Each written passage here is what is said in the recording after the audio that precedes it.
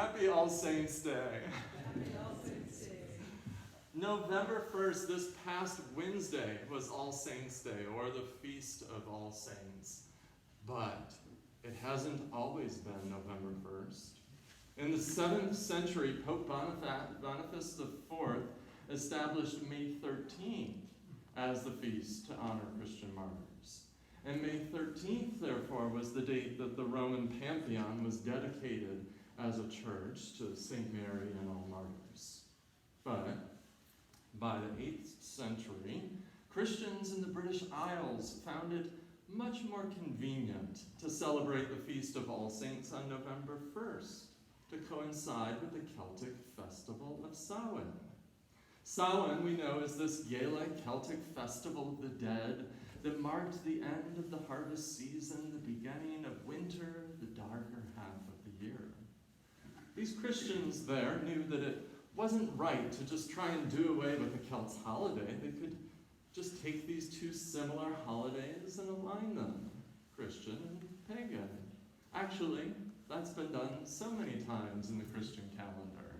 Now, Pope Gregory III, he found this alignment so convenient that he not only officially moved the Feast of All Saints to November 1st, but then he suppressed that previous Pope's celebration of it on the May 13th, thus making November 1st the official new All Saints Day.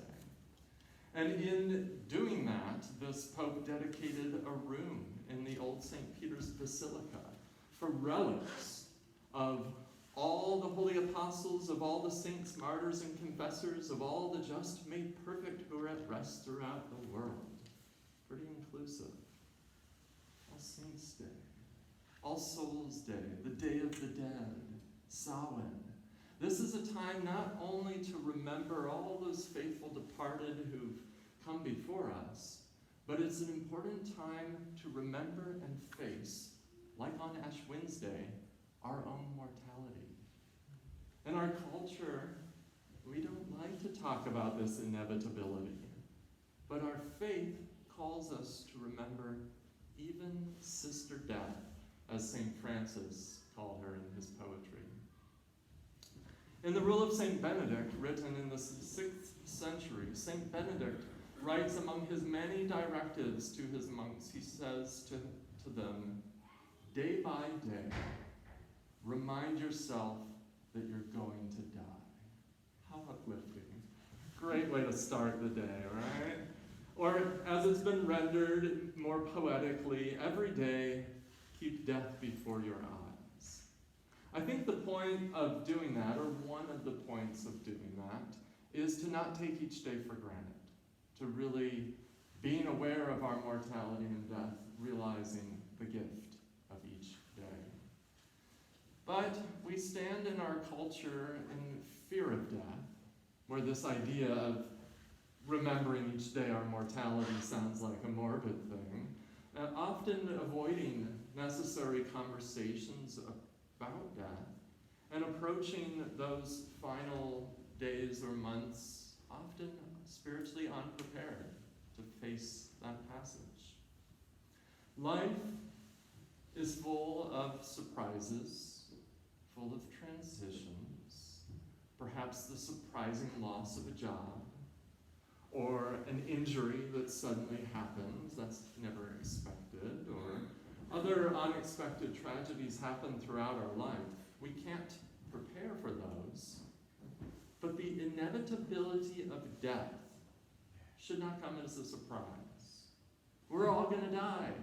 It's true. The timing and the circumstances, yes, are a mystery, but the fact that we're going to each meet Sister Death is something we can and ought to prepare for. Now, the ambivalence that we feel talking so much about death, it's not a bad thing. Death is unlike anything else in our own earthly existence. Everything that we know in our mind, body, and spirit, other than accompanying loved ones who've gone before us, everything this body knows is about life, is about living. And then comes this mysterious event that wants to take all of that to an end. this seems like an end. But we've heard in the book of Revelation today that which is to come is not something to dread. We heard, for this reason, they are before the throne of God and worship him night and day within his temple. The one who is seated on the throne will shelter them. They will hunger no more and thirst no more. The sun will not strike them, nor any scorching heat. For the Lamb at the center of the throne will be their shepherd, and he will guide them to the springs of the water of life, and God will wipe away every tear from their eyes. Death is a passage to a continued journey. That scripture that I just read from Isaiah is so comforting. It's often used in funeral services. But it's normal to feel some ambivalence about death. Even Jesus, when he approached the tomb of Lazarus, even he wept. And it says that he was greatly disturbed. He didn't just cry. It's important not to ignore those feelings, but to honor them, to feel them, to name them, and to journey through them. So how is it then that Francis can speak of something so disturbing as our beloved sister, death? And yes, there's an aspect I explained of St. Benedict's rule, but why is it that he calls us to daily remember death, more than just not taking things for granted? And I think the answer can be found in a poem by Mary Oliver entitled When Death Comes. And since we read her poetry for a full year, every service, you've heard this one before. But to me, it speaks deeply to this exploration. So I want to share it this morning.